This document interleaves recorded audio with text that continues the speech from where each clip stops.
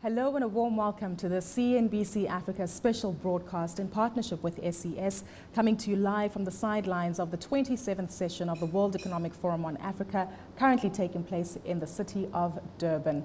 My name is Gugulethu Cele, and over the next hour we'll be engaging in a conversation regarding the digitalization of African economies. Never has there been a time when the world has been so interconnected and so digitalized, where everything from our personal devices to even complex industrial industries have found advanced enhancements through technology. But what does this mean within the African context? What does it mean for economic growth and development going forward? And of course, how do we make sure that everybody participates in the digitalization of African economies? That's exactly what we aim to get out of the conversation over the next hour. To do so, I am not alone. I have a wonderful panel of experts, each with their level of expertise within the industry. Joining me on my left is Laurent Petit, who's the head of Africa at SES. Also following us is Dr. Siyabonga Cwele, who's the South African Minister of Telecommunications and Postal Services, followed by Sneha Shah, Managing Director for Africa at Thomson Reuters, and Vikas Sega, Head of Digital at McKinsey & Company. Now, we're not alone. We're also joined by a wonderful audience too, leaders in their own rights, and who will also be participating during a question and answer session with us throughout the next hour. You too at home can participate in conversation. That's by tweeting at CNBC Africa using the hashtag #BeyondFrontiers. Hashtag #BeyondFrontiers. And of course, feel free to include hashtag WEF Africa 2017. But let's get into the conversation now and getting more perspective with regard to the lay of the land. And what I really want us to hope to do is to set context to the environment that we currently operate in, being the African continent and being Africans who are actively looking to make a difference in the digitalization in the African space. Laurent, I'd like us to pick up with you first by getting your view and perspective regarding the lay of the land and the status quo regarding digitalization on the African continent. Sure. So good morning. For us, digitization, it's all about growth and economic development. It's about bringing knowledge and skills to a wider population. It's about making the world available to each and everyone in Africa. It's a big challenge. We're not there yet. We're here as a company, SES, and our logo, which says Beyond Frontiers, is precisely all about that. We're here to bring people together. We use our technologies and a fleet of 65 satellites around the world, 22 of them covering Africa directly, to enable people to get connected, whether it's getting connected on the internet or getting the latest news and entertainment from television by bringing them, for instance, HD channels directly into their homes. So as I was saying, it's all about making sure that people can develop their own knowledge, their own life, and become more active in the economies of the African continent going forward. That's what we're here for. That's what we're trying to help. And obviously, as we develop in Africa in the coming years, we'll be able to increase that level. Interconnectedness and connectivity is what you've alluded to. Minister Cwele, I'd like us to come to you by getting your view on the context setting theme regarding the conversation, especially given that from a government point of view, we do understand that digitalization is a priority despite the delays that we've experienced. Thank you very much. And if you look at our continent and developing countries like South Africa, there are challenges. We will be first to accept that there are challenges, but there are a lot of opportunities. Bearing in mind that we still got a very low even internet penetration. So the potential for growth is huge in Africa. So I think that's what we're exploiting. If you look, for instance, the internet uses, internet exchange points, those are things which are growing very fast within the African continent, which make the affordability of digitization a reality. But to us also as African countries, it really offers us an opportunity to leapfrog in socio-economic development, to try to be on par with our developed counterparts at the shortest time. So those are the things, I think, the commitments which we have seen from the African governments in terms of Agenda 2063, where we're focusing now in putting the basic things right, like infrastructure, making sure that there's peace, there's focus on human development. So for us to achieve that Agenda 2063, we have to make those things a reality. And that's why many countries are digitizing, we are innovating as Africans. There's a lot of innovation also originating. And we've got huge content, which offers an opportunity for businesses in the future. Sneha, I'd like to come to you to get your views. The Minister did allude to Agenda 2063, headed by the AU Commission. But the truth of the matter is that the world of digitalization is also in the now, despite it being a theme and a concept that is often perceived to be a few years away. Yeah, I think one of the things that's fascinating for me about this continent is that there's such a contrast between, what some economies are doing and what others are doing. So in some cases you see, very manual court systems, very manual land management systems, very manual education systems, and very aid-based and commodity-based economies. And then on the other hand, you see world-leading innovation. So something like M-Pesa, which is the first digital payment system in the world, right? In many countries like Rwanda and Kenya, you can actually go online to get everything from your passport to sort of any government service. And so I think what's amazing for me, and I think this is where the opportunity is that the minister's talking about, is that we don't have those legacy infrastructures to get rid of, and so we can move very quickly as a continent to this new world. And for me, that's very, very exciting. Of course, we want to get your point of view here, Vikas, especially some of the interesting facts and figures that you have on the ground regarding the status quo of digitalization on the African continent. Sure. Firstly, thanks for having me. It's great to be here. And I think maybe it's easier to set the stage with a bit of a story or bits of facts, right? We've at McKinsey just published a report on, what role government productivity, and we think it's a $3.5 trillion opportunity globally. Let me just break this down a little bit. So globally, governments spend about $35 trillion a year. It's about a third of the world's GDP. Within that, we think that there's a productivity opportunity for governments to improve the lives of citizens that they serve. And generally, despite this spend growing dramatically, and if you look at actually what happened in the last 200 years ago, governments didn't spend a lot of money. Now it's about a third of the GDP. But despite this growth, the satisfaction of citizens and with the services that government provide has declined. And we think there's an opportunity to improve the productivity, create $3.5 trillion, and a third of that, so $1 trillion that will come from digitization and use of advanced analytics. A third? A third, $3.5 trillion. And just to put that in context, $3.5 trillion is the sum total of fiscal deficits of all governments globally. So that's the impact that we think digitization can have. And it's not about computers and data, and it really is about enabling citizens to live fuller lives, more fulfilled lives, and for governments to fulfill the promises that they make. And I'm happy to get into a bit more into what are these things that we can do with digitization that governments can do, especially given the theme of inclusive growth, which is what we're talking about in WEF here at Durban. I think that this is really something that we've got to capitalize on.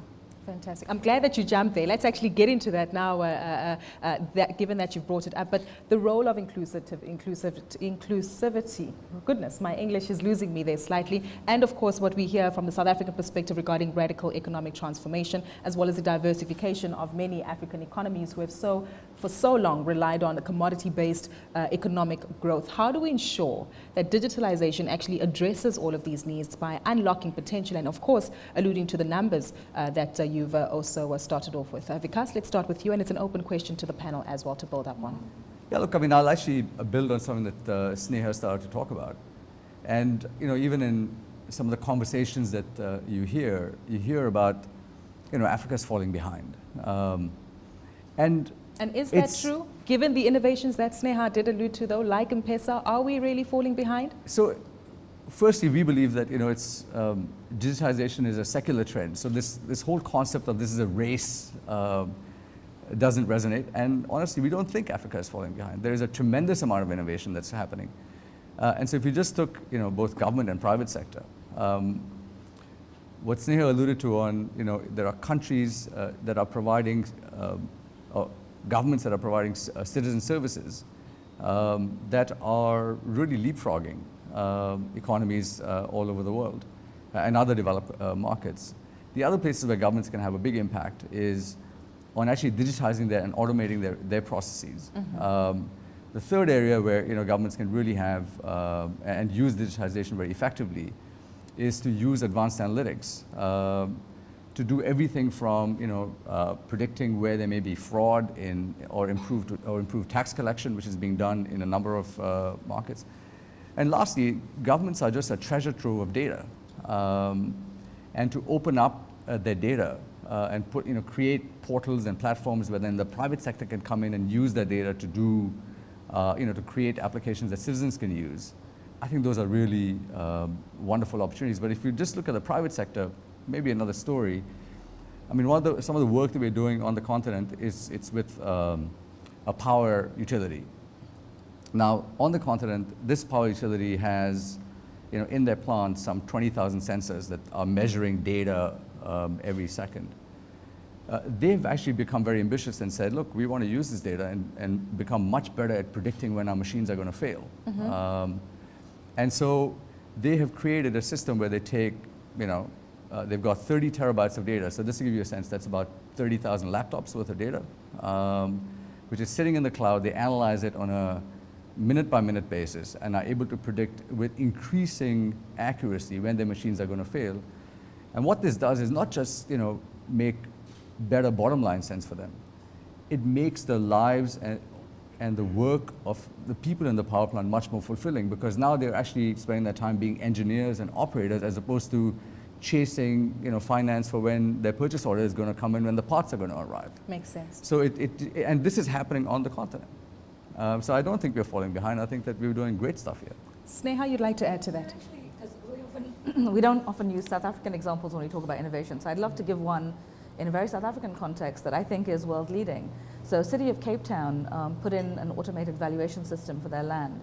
And the reason that's important is, although people, hey, when I say this, we sort of help do this and everyone's like, oh, you're to blame for my property taxes, right?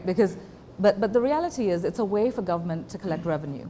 And so they automated their entire valuation system. But what they did that was remarkable, that went above and beyond what most governments do, is they then use the data, exactly to your point, because to say, okay, how do we use this data in a smart way to provide services to citizens?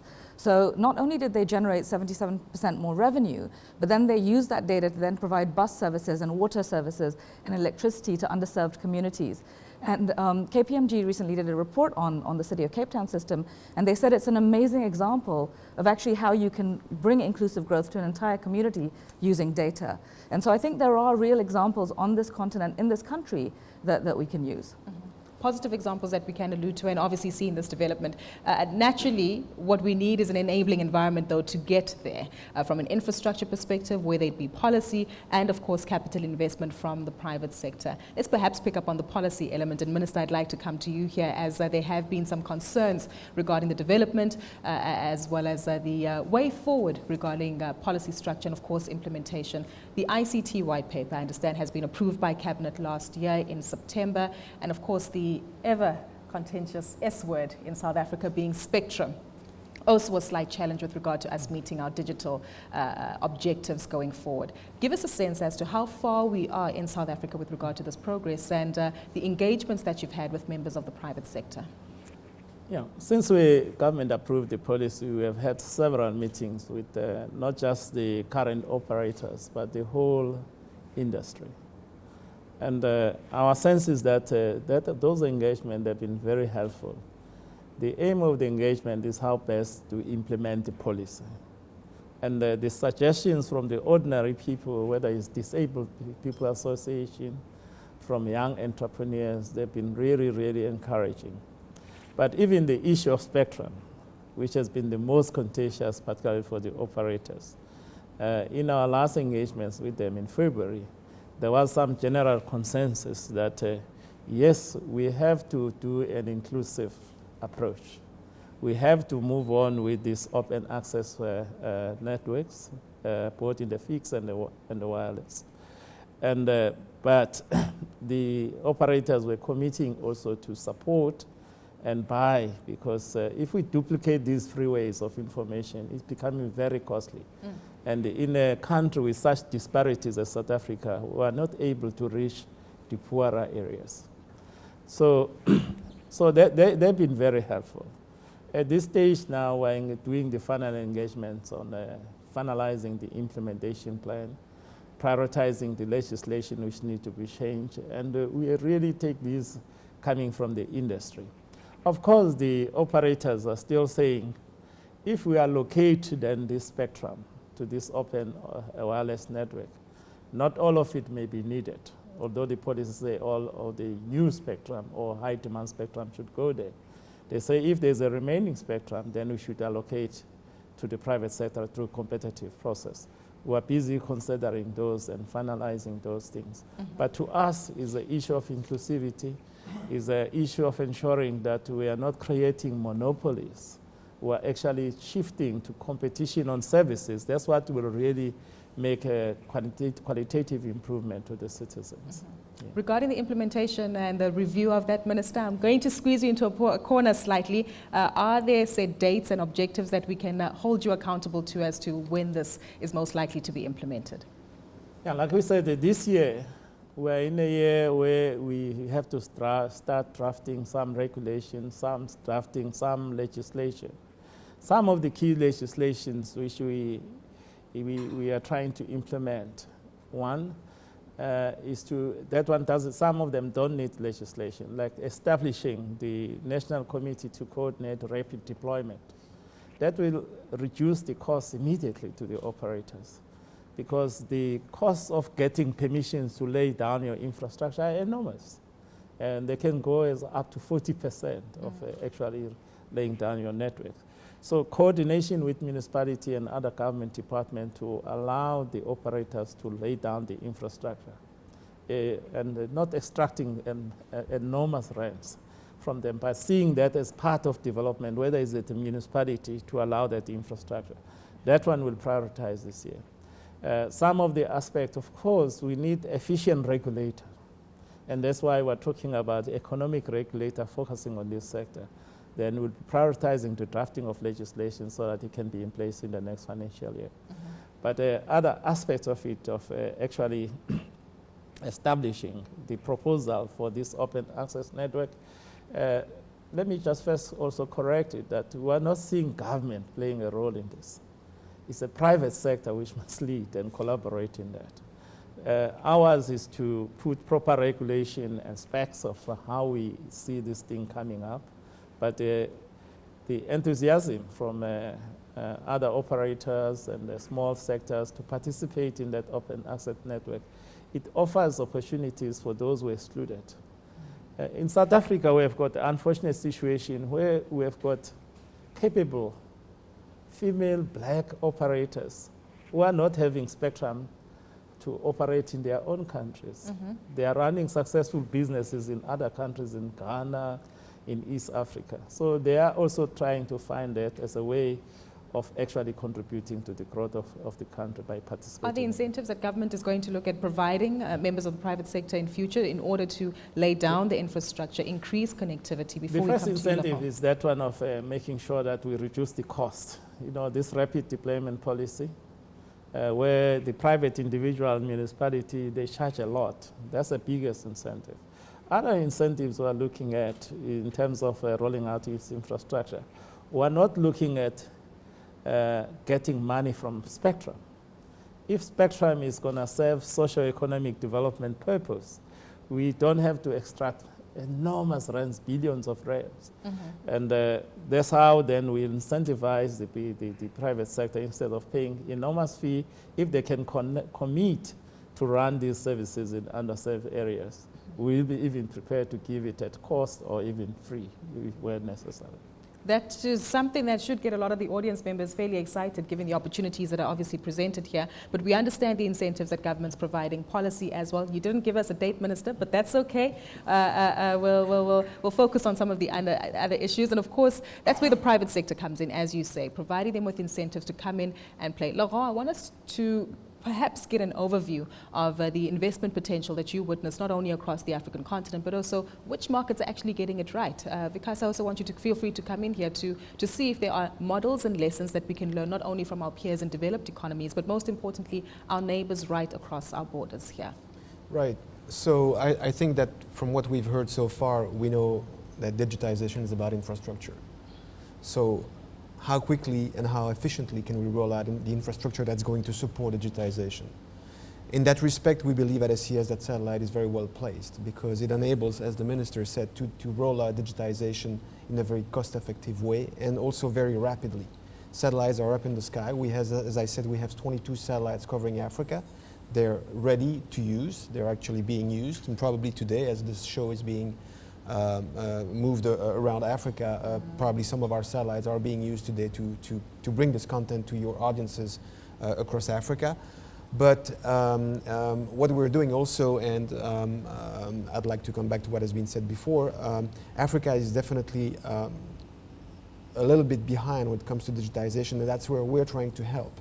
Because when you compare to other continents, we notice that digitization has been able to bring welfare and economic development to populations which, as pointed out by the minister before, are in remote areas or were in the past disconnected. So it's extremely important that people understand that the immediate benefits of digitization is to bring people together, connect them to the economic development that we witness in other parts of the world, and for instance, the benefits such as, basic benefits such as health, access to doctors, bringing nurses together with doctors and patients in remote areas. This is something that we're doing. This is something that a satellite can do across Africa.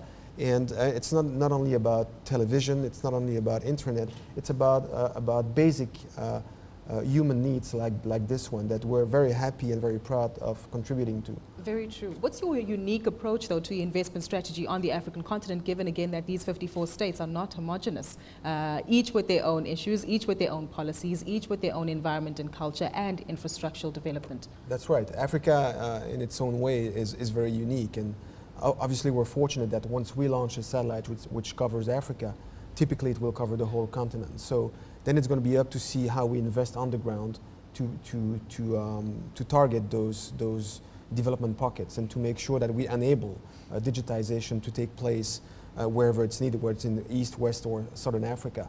But we, as a company, we develop solutions which enable our users, whether they're viewers or internet users, to get what we call end-to-end solutions. So we will make sure that when we roll out networks on the ground, when we launch satellites in space, they work together to enable people to get the job done when it comes to digitization from A to Z without any issue. We're really helping to build and grow networks so that what's happening today is actually possible. Exactly.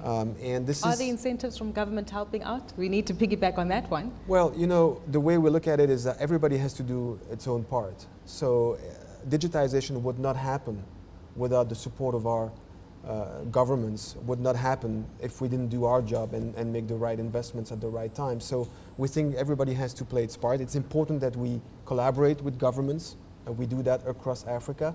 We want to do more of it, obviously. But we're convinced that it's not going to happen quickly enough unless governments, public sector, private sector, and the operators, like the minister said, are working together. First, that's the only way.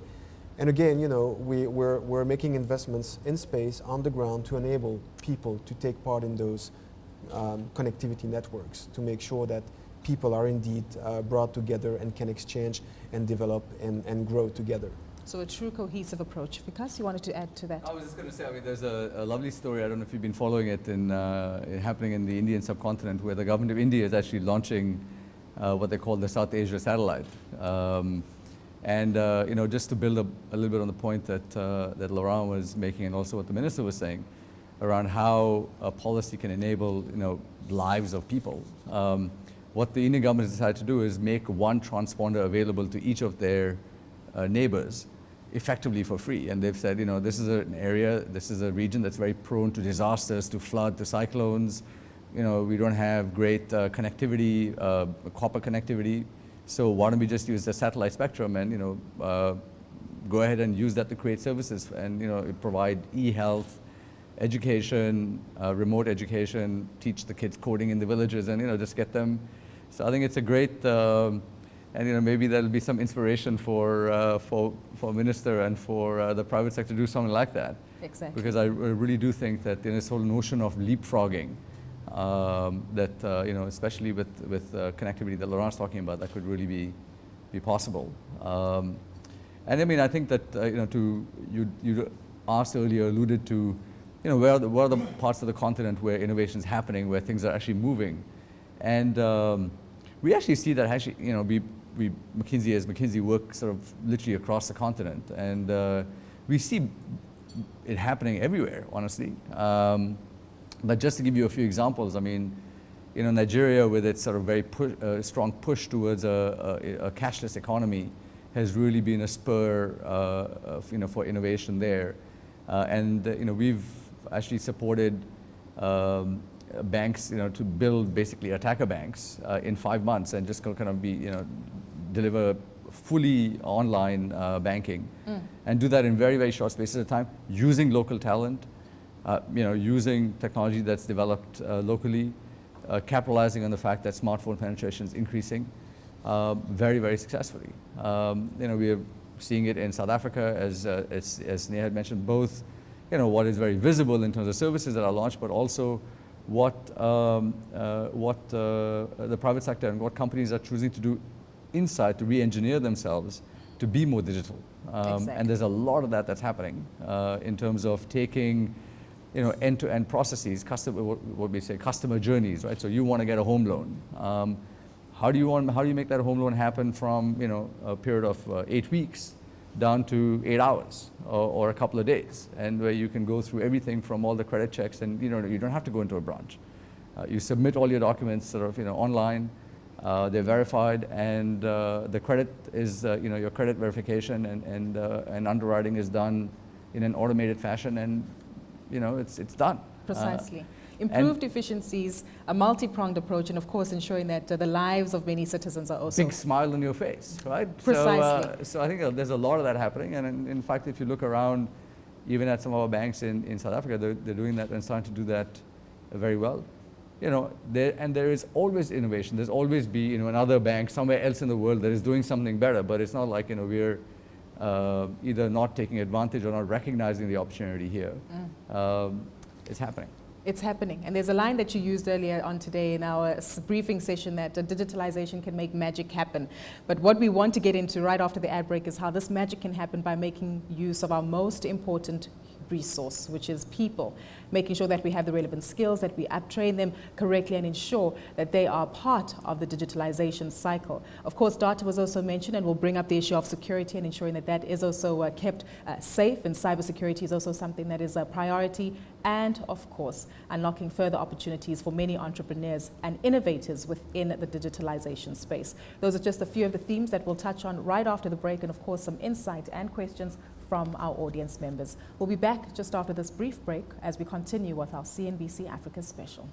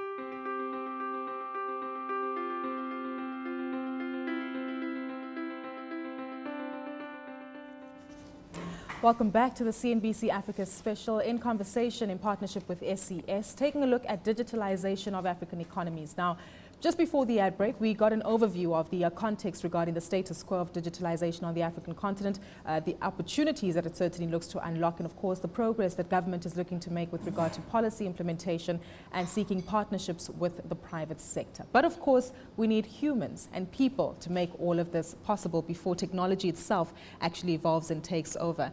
This is a critical element because I think so often when we talk about the fourth industrial revolution or digitalization, we always think, oh goodness, in a few years' time, you'll have a robot speaking to you instead of myself. But Vikas, you've given me some sense of comfort that maybe I can still hold on to my job a little bit longer. But where do we start from an education perspective, from upskilling staff that we have within corporate institutions at the moment, and of course, rethinking and re-engineering how leaders within corporate institutions as well approach their business strategies, but still ensuring that they meet the needs of all stakeholders, that there's a dividend at the end of the day for my shareholders, my staff is taken care of, civil society as well is a element that supports me within my business operations. Sneha, I'd like to start with you. Laurent, feel free to come in and an open conversation with the panel. Yeah, I think one of the things that's fascinating for me is if you look at the pace of change in today's world, it's the fastest that it's ever been, but it's also probably the slowest that it will ever be, right? And so if we look at the pace of disruption, what's happening in our societies,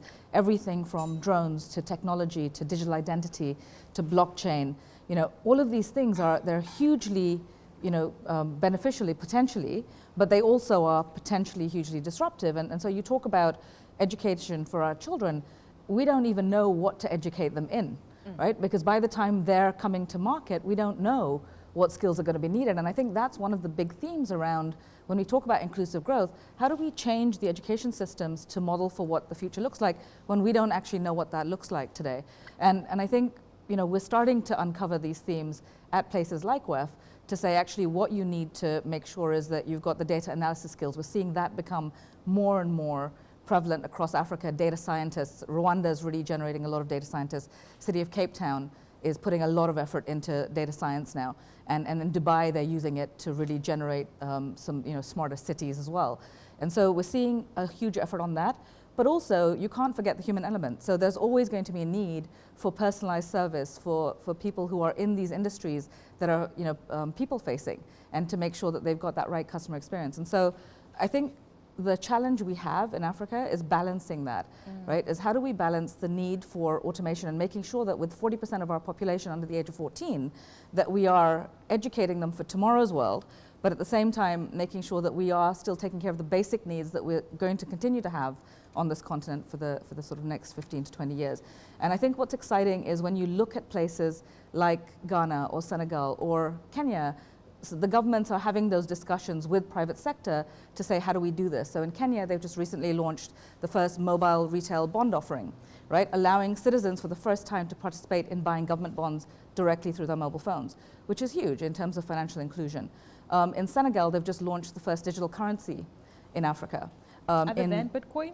It's a really interesting sort of experiment. And I think that's the thing that I love about this continent. You can experiment. And in Ghana, they're experimenting with blockchain and land. And so what we're then seeing is in those countries, the skills that are being built for the youth in those countries are gearing more towards those things. And so I think that's the opportunity for us, is start experimenting more in conjunction with government, and then using the education system to then play into that.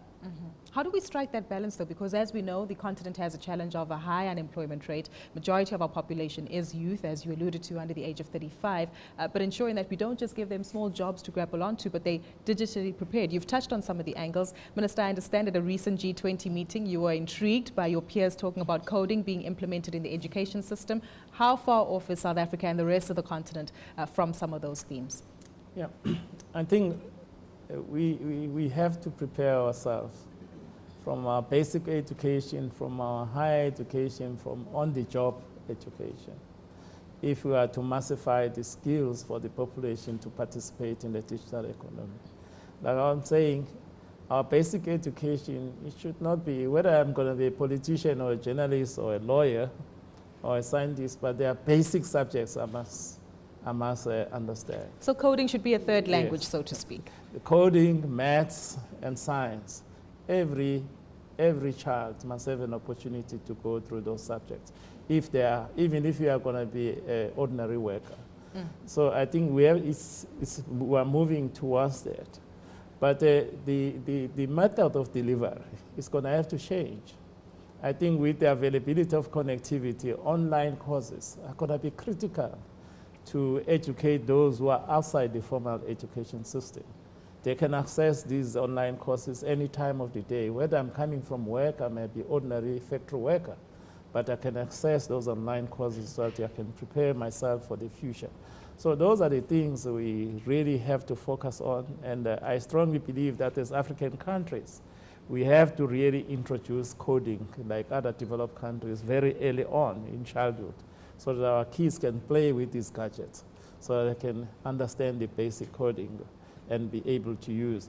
But quite clearly, in terms of skills of the future, it's very difficult, I agree, it's very difficult to predict. But there are certain basic elements, like I'm saying, if you don't have science, if you don't have people with basic engineering skills or physical science skills. But with this thing also come other dangers. We are also partnering with the University of Pretoria in terms of information ethics. What does this mean, this revolution? What does it mean when you can manipulate somebody's brain? To what extent through these technologies? To what extent should you allow this? But your fear of gadgets, the only difference that they'll never be human.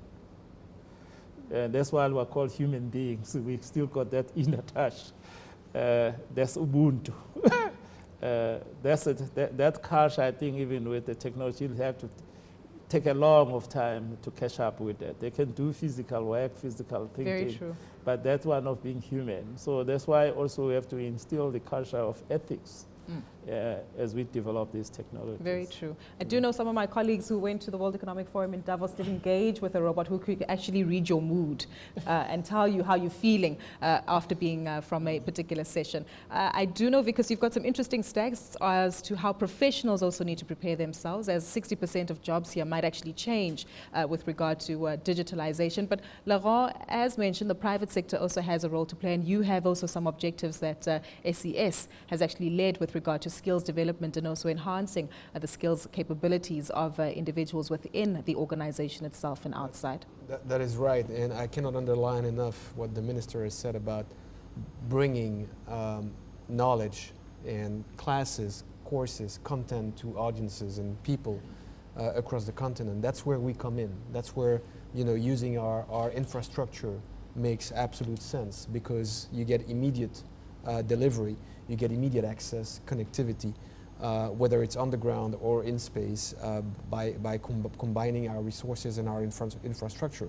But over and above that, what we do is, and what we believe in, is that digitization is indeed contributing to a skill enhancement and the development of jobs in the various regions. Ourselves, we see it on the ground on a daily basis. When we upgrade, when we roll out or upgrade networks, we use and we train a lot of people, installers, technicians, people that go on the road and enable the connectivity, very, very concretely speaking, bring devices and antennas and set-top boxes to people. So we've started developing a few years ago what we call the Elevate program, which typically is about inclusive growth. I think that's very much relevant in today's World Economic Forum. It's about making sure that people can benefit from the digitization. And the more digitized the continent will be, the more opportunities there will be for people to contribute and to benefit from the digitization. So it's not just being the recipients of TV programs or internet access, it's also being about being a player, being an actor in the digitization. And that's what we try to do by bringing our technology and our infrastructure to the continent. We try to bring people together and make sure that they not only help us develop our infrastructure, but also benefit from it directly by getting jobs and helping others developing, whether it's about knowledge or skills enhancement. It's the very same subject as we discussed earlier. It's about prosperity and economic development. And that's what we believe digitization is all about. Exactly. To enable this disruptive environment, though, you need disruptive thinking, and you need disruptive thinking at all levels of leadership and levels of influence. Because are we seeing this taking place, though, and being seriously considered by the leaders of corporate society in South Africa? Yeah, look, I mean, I think Gugu, the starting point of this is to acknowledge that, this whole idea of occupations being automated is real, right? I mean, the research that I was mentioning basically says that 60% of all occupations that you have today will see at least 30% or more of the tasks that are within that be automated and are automatable. And this is based on seeing, what requires pattern recognition and what can be done by sensors and robots and so forth. So that's, and what's actually scary is if you translate that into what that means in terms of the number of people by 2030 that will be impacted by this. If you add up the total full-time jobs, it's 1.2 billion. So it's a big number. So I think that's just one, this is this Industrial Revolution 4.0, or whichever way we want to kind of talk about it, it's real, right? And the potential, the technologies are there. I also do think that another trend that's actually happening, which is a combination of just the way that we're working and the future of work, is that there's a huge growth in independent workers. And you see this even at the largest corporates, where they are choosing to sort of outsource or use independent workers much more than sort of full-time employees, and people actually making a choice to live that way. A third thing is that digitization actually is can create tremendous number of platforms, and I think we're just seeing the beginning of this, where it can match people that are underemployed or are independent workers to opportunities in a way that can solve some of these automation issues that we are starting to see. And the estimate that we actually have, based on some research that we've been doing at the McKinsey Global Institute, is that there's a potential in the next sort of 7-8 years through technology platforms for 540 million people globally to benefit from and to find work, either as independent workers or as supplementary work to what they're doing through enablement of through technology enablement. And there's a great example that was in fact covered by you guys as well. There's a company here called Kaleido, which is actually doing exactly that, and it is creating platforms where, and the marginal cost of doing that is zero. You don't need a big agency. And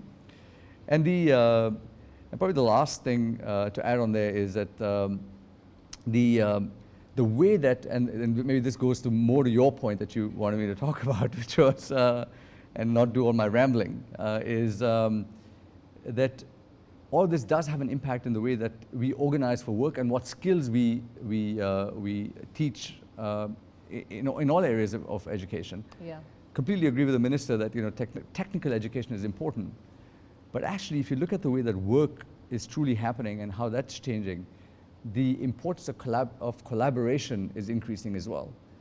The kind of skills that one needs that are not easy to automate are the ones that require much more critical thinking, judgment, responding to, and the kind of emotional intelligence sort of skills. And so I think that the importance of those also needs to increase in the way that we educate, because we haven't really paid much attention to that. Our education systems tend to be quite focused on improving our left brains, and I think this time that we also start to think about what is the importance of right brain, because that's what we're going to need to be successful. Very true. In the future. Sneha, you want to add? I think I always believe in learning from history, and if we think back to the last industrial revolution, when we moved from steam to electricity, the companies that succeeded weren't the companies with the best technology or the best people or the best sort of infrastructure. It was the people who actually made the mindset shift from steam to electricity. So your building actually needed to be different when you were sort of working on steam, right? You had to have steam vents all over the building, you had to have a way to distribute it across the building. And then once you moved to electric, you could actually build a different style of factory and have a different style of work. And people who couldn't get their heads around it were the ones that failed. And I think we're faced with the same dilemma here, exactly to your point, is the corporates and the governments that get it and understand the mindset shift that's required here, which isn't about it's taking away jobs, but it's creating a different platform for us, will be successful. And the ones that continue to think in today's mindset around, oh, we're just making more and more of these tasks automated, I think they're going to struggle. And so what I think we really need here is a paradigm shift to actually say, what could be the potential of Africa here, right? So if we automated all of our education systems across Africa, right? If every child had mobile access to education, if all of our judicial systems were automated, so you take out corruption from the judicial system, right, in Africa, because right now it's very manual and things get lost. If you could automate police systems, if you could automate all data sharing between agencies and eliminate human trafficking, right? If you could take land rights and make them accessible through blockchain, do land registry peer-to-peer, so there is no corruption in the system around what's happening with land titling. Very true. If Africa could make that mindset shift, I think in literally not 50 years, in 20 years, we could be a completely different continent. All about mindset. Let's speak to some of the individuals now who have adopted this mindset shift and are keen and part of the role players who are looking to digitalize Africa. And we'll take questions from the audience right now. We'll take a series of about 2 questions, get a response from the panelists, and then another set of 2 questions from the audience members. Feel free to raise your hand if there are any questions, comments, or some feedback from some influential players that we have in the room. A shy audience I see today? Maybe a bit shy. There's a question right here in front. We'll start with you, sir, and a question at the back. Then we'll get a response from the panelists before getting a second round of questions. Please feel free to introduce yourself, sir. My name is Dante Mashile. I'm from WEF Africa Group. And the question I just wanted to ask is, I hear a lot about digitization. And the concern is we may be gung-ho and move into that path, however, create another set of inequality. Because if you look at the economic landscape that we have in the continent, one of the major challenges is around making sure that we restrain or close the gap in as far as inequality from an economic perspective. Now, this may be another layer if we're not careful to create a set of inequality from within the African context. So I just want to hear views from the panel. Thank you. Fantastic. Thank you so much for your question, Dante. We'll get a second question. Good morning, everyone. Hello. Sorry. Good morning, everyone. This is actually Sid from CNBC Africa. This is a question that somebody is asking from our Facebook Live.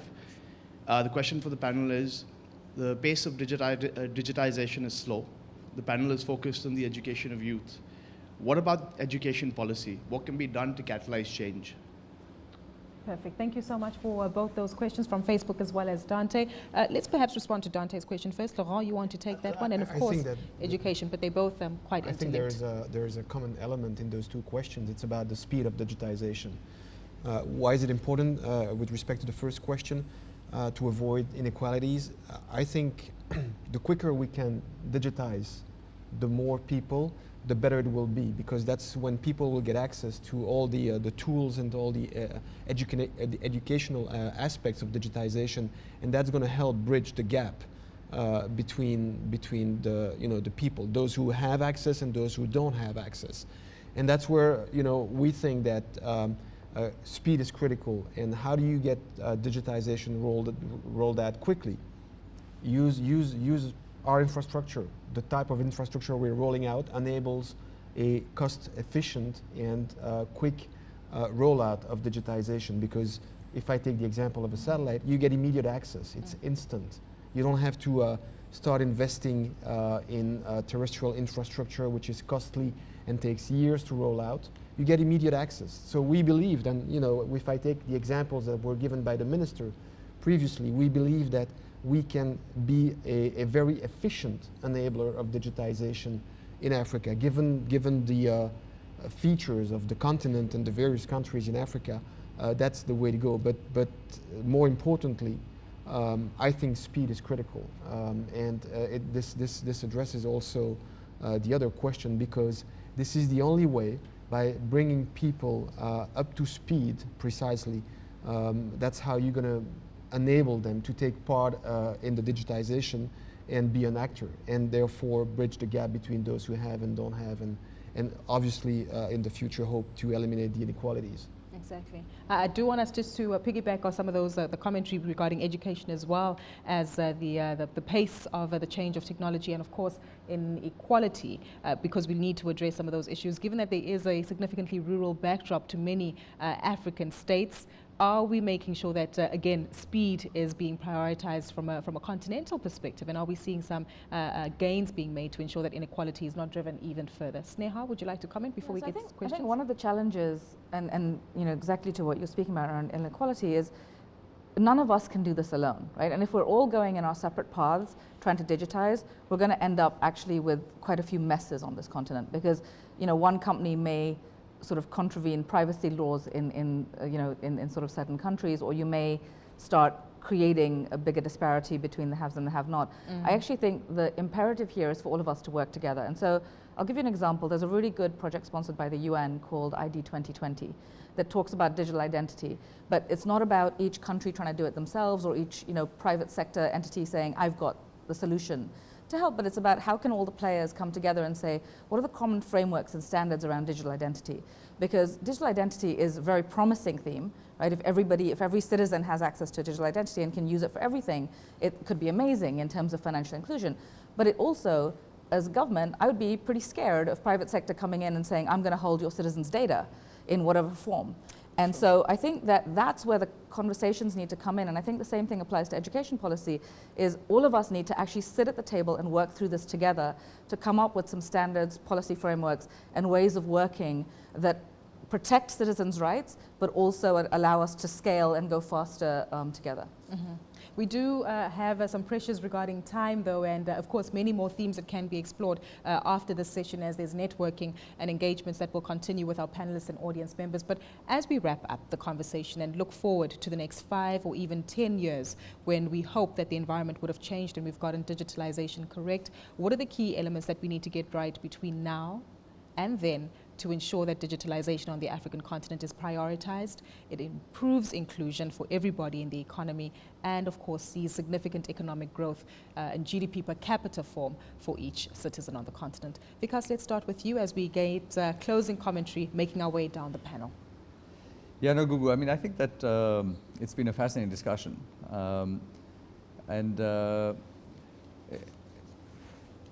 In my mind, I think that an imperative here actually is, from some of the things that we were talking about towards the end of our conversation, is around creating supply of the right talent. And if you look at examples of, you know, economies across the world where there actually has been great growth using a particular capability, in India, for example, with its IT sector, a lot of that has been supply-led. So make the talent available, and then the private sector, you know, so government looks at policy, creates policy that allows this supply of talent to be created with the right digital skills, with the right collaborative skills that we were talking about.